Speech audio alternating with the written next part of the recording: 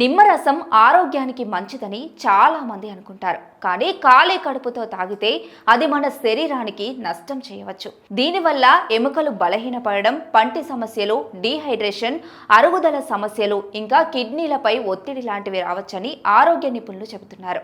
నిమ్మరసం ఆరోగ్యానికి చాలా రకాలుగా ఉపయోగపడుతుందని చాలా మంది నమ్ముతారు.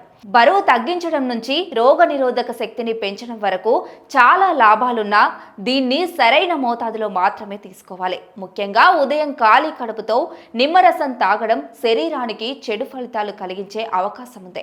డాక్టర్ల అభిప్రాయం ప్రకారం ఉదయం పొట్టలో ఏమీ లేకుండా నిమ్మరసం తాగితే అందులోని ఆమ్ల పదార్థాలు ఎముకల్లోని ఖనిజాలపై ప్రభావం చూపుతాయి.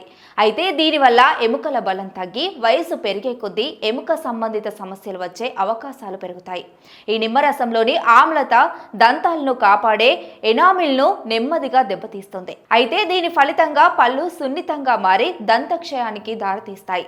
అందువల్ల నిమ్మరసం తాగిన వెంటనే నోటిని నీటితో కడగడం అవసరం. నిమ్మరసంలో ఉండే ఆస్కార్బిక్ ఆమ్లం మూత్ర విసర్జనను పెంచుతుంది. మీరు ఖాళీ కడుపుతో దీన్ని తరచుగా తీసుకుంటే శరీరంలో నీరు తగ్గి డీహైడ్రేషన్ సమస్య కూడా రావచ్చు.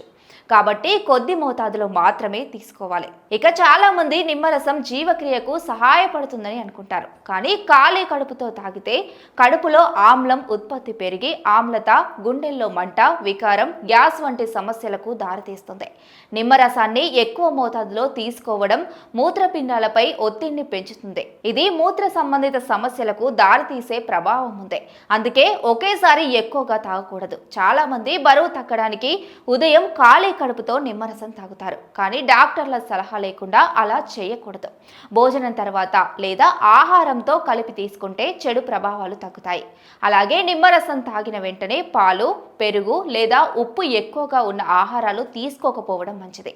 అయితే ఆరోగ్యం కోసం నిమ్మరసం తాగాలనుకునే వారికి డాక్టర్లు ఒక ముఖ్యమైన సలహా ఇస్తున్నారు. సరైన మోతాదులో సరైన సమయంలో తాగితే అది చాలా ప్రయోజనాలను ఇస్తుంది. కానీ ఈ నియమాలు పాటించకపోతే శరీరానికి హానికరంగా మారే అవకాశం కూడా ఉంది.